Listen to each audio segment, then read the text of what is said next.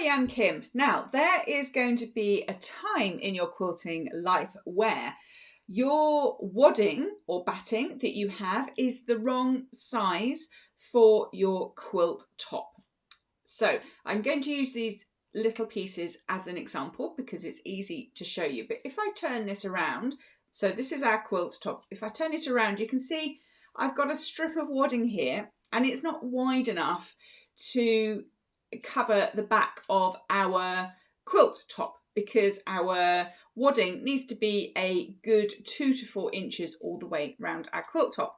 So how do we fix that problem? You might have different bits of wadding hanging around. You might have bought it fresh from the shop, but you still can't quite figure out how to cover the back of your quilt. So let me switch camera and I am going to show you exactly what to do with this. I like a bit of magic technology.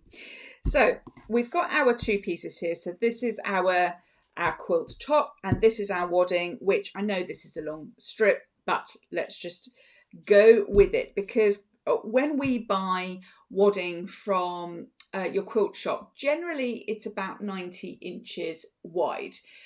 So we need to cut it down. Or we may well need to cut it down. So what we're going to do with this, so just pretend that your wadding batting is longer than your quilt top. I am going to cut this in half. You can use scissors or you can use a rotary cutter, whatever is easier. So I have cut that in half, okay? And as we can see, if I put those 2 there, and if I put that on top, you'll see that we've got good excess wadding all the way around, which is what we want. So what we do next is pop this on our machine. So let me move my machine in. So first up, and apologies for the slightly shaky roving reporter style, but we want to get our machine onto a zigzag and we want to increase the zigzag width. So on this machine, I'm just pressing the button. So it's the button with the zigzag symbol on it, and you want to increase that stitch width. Okay, can't remember what it was on, but let's put it up to 4.5 and see how that goes. So let me put this back in its holder. There we go. All right, so I've got that at 4.5. We can increase the distance between the zigzags as well, so that will be your stitch length. But let's just see how this goes.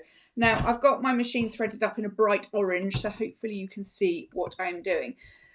All I'm going to do is butt these 2 bits of wadding up to one another. Let's just get my camera focused in further for you. So I've got the 2 edges of my wadding really butted up together. Sorry, I know the sewing machine light is there, but I can't do much about that because if I turn the sewing machine light off, I can't sew.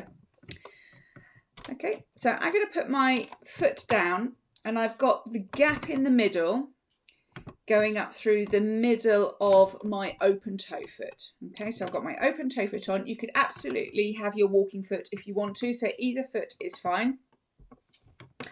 And I'm going to put my needle down, find my foot pedal, and I am simply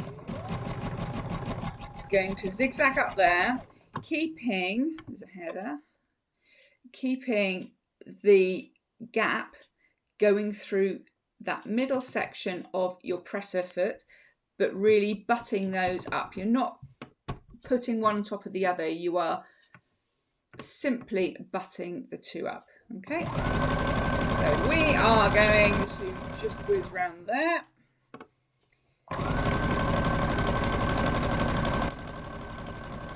Keep it nice and straight. It's really satisfying sewing, by the way. Got all this thread. Thread has suddenly appeared.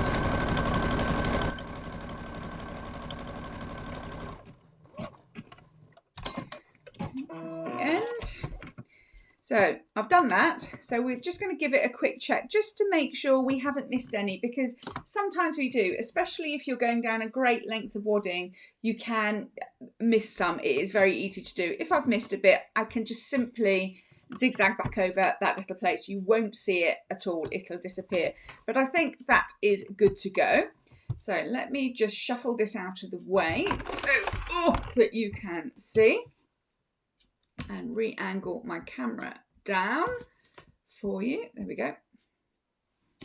So now you can see I've got a nice joined up bit of wadding, and when I put my quilt top on top, that is good to go and ready for quilting, and I've got the requisite amount all the way around. You will not feel or see that stitch line, I promise. The only thing I would do is, I've done this in orange so that you can see. What I would do in reality is just put it in a cream or a white so it disappears in the colour of the wadding. And that is how you join your wadding up, and that is how you make your wadding fit to whatever quilt top size that you have. I hope that has helped. I will see you next time. Bye for now.